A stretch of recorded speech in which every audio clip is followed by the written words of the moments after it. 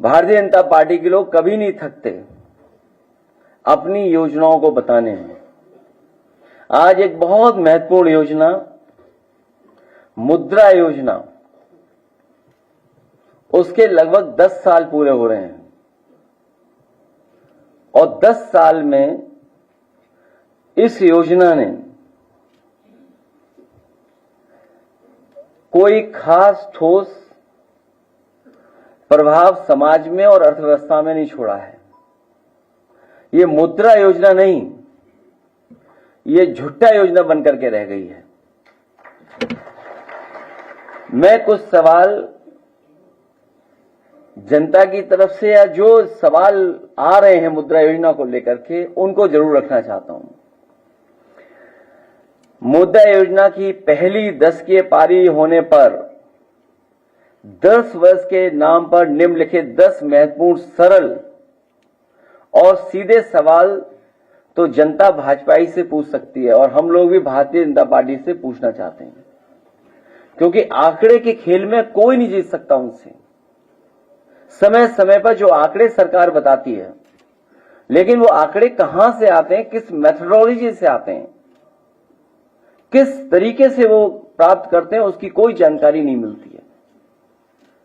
चाहे जो बड़े बड़े महाआयोजन हुए हैं उसकी जो आंकड़े बताए गए, वो आंकड़े तो बढ़ चढ़ करके बताए गए, लेकिन जब कभी भी हम और आप लोग सवाल करते हैं कि जो लोग खोए हैं, जिन लोगों की जान चली गई, जो लोग सड़क के आने जाने में जिनकी जान चली गई, उसके जवाब में कोई आंकड़ा सरकार की तरफ से नहीं आता है। तो इसलिए मुद्रा योजना को लेकर के क्या सच में 52 करोड़ लोगों को मुद्रा योजना का पैसा मिला? यदि ये सत्य है तो मुद्रा ऋण लेने वालों ने अगर 2 लोगों को भी रोजगार दिया तो पूरे देश में बेरोजगारी लगभग शून्य होनी चाहिए।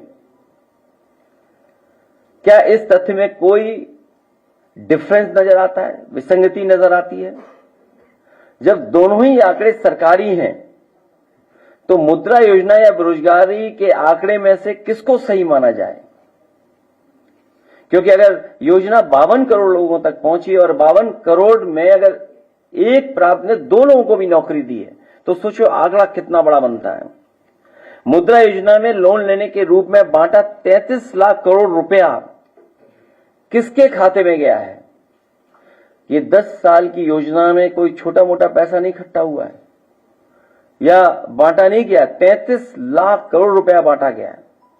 क्या इन खातों की कभी जांच परख या लेखा परीक्षण या कहीं ऑडिट हुआ है? क्या इनके द्वारा समर्थित या शुरू हुए उपक्रमों में कभी लाभ कमाया और दिखाया गया हो? क्या सरकार को इनसे कभी इनकम टैक्स प्राप्त हुआ और हुआ होगा तो कितना हुआ होगा? क्या इनमें से किसी ने जीएसटी का रजिस्ट्रेशन करवाया?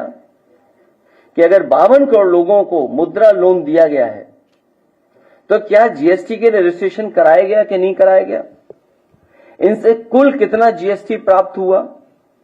बैंकों को मुद्रा योजना के वितरण पर हुए कुल खर्च और इससे मिले कुल ब्याज के बीच क्या कुछ लाभ हुआ, या ये योजना कुछ अपने लोगों को बैंकों के खजाने से पैसा पहुंचाने का माध्यम मात्र बनकर रह गई है?